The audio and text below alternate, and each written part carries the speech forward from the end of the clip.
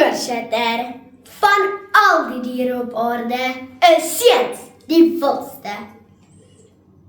So sê oupa nou die dag, terwyl hy my broers in die swembad dophou. Die tweeetjies was in 'n dodelike swaardgeveg, besig om hulle koninkryke te verdedig. Selfs ek het later geglo dat daai kaal hande fyn skerp wapens is.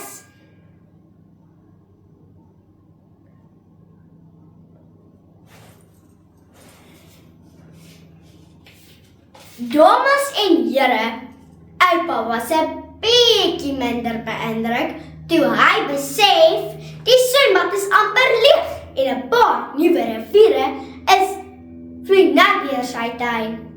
Maar verbaas was hy glad nie. Oupa het die al voorheen gesien. Vandag gaan ek vir julle bewys dat seuns skryf hulle eie sprokies. Eerstens het elke goeie storie 'n held nodig. In ons huis tel net rappiehelde as regtes. Mamma is vol hoop dat die boetas nog eendag sal verander. Mamma is 'n goeie kerkmens, dis al wat ek kan sê. Dr. James Dobson verstaan seuns en in sy boek om seuns groot te maak, skryf hy dat elke seun goeie rolmodelle nodig het. Mense waarna hulle opkyk en bewonder. Ons huis voel soms soos die stommers se hoofkantoor. En dis die rede hoekom ons nou met siakolisie in ons vistank sit. Daar's altyd 'n stukkie rappie op die TV of in die tuin. Rappie sprokies met dapper helde, laat regte stories maar vaar lyk. En die beste sprokies het hoop aksie. Van prinse wat parasoen tot houtkapper wat wolwe rondjaag. Iemand is altyd besig om te beklei of te vlug of slim plannetjies te beraam.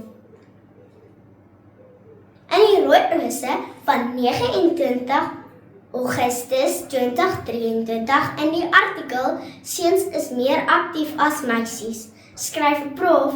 Albert Flynn dat seuns selfs voor hulle gebore word meewoelig is.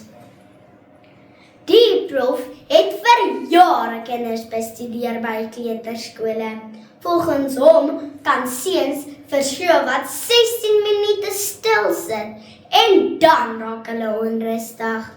Ek wil nou nie negatief wees nie, maar selfs 10 minute is vir sommige seuns 'n ewigheid.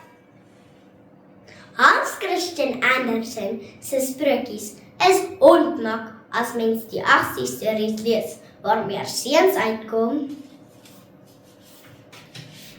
Laastens sorg die meeste sprokies vir 'n paar verrassings.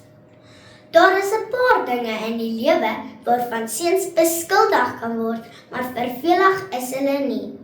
In die ligtydskrif van 26 Mei 2023 skryf Dr. Shimon Welch van Mosselbaai, jy mag soms rutine breek. Die dokter skryf dat sy na haar twee seuns se geboorte bietjie anders oor rutine gedink het. Sy het vinnig agtergekom, hulle haat voorspelbaarheid. Papa het verlede jaar rappiekaartjies as 'n verrassing gekoop. Ek dink hy wou agterna sy hare uit sy kop uittrek. Vir 'n hele week kon die rappie aanhangers in ons huis nie slaap nie. Seuns skryf net verrassings nie, hulle deel dit ook graag uit. Mamma roer nie eens meer 'n wenkbrau oor huiswerk wat nie gedoen is aan die ontbyttafel nie. Dis maar haar lewe. Verrassings op verrassings. Die storielyne verander elke dag. Seuns, dames en here. Seuns skryf hulle eie sprokies en daarin wemel dit van helde en daar's geen tekort aan aksie nie. En maak vas die veiligheidsgordel van Noag 'n verrassing om elke hoek en draai. Van al die diere is seuns die wildste en ons sal dit nie eens 'n bietjie wil verander nie, want dit is magic.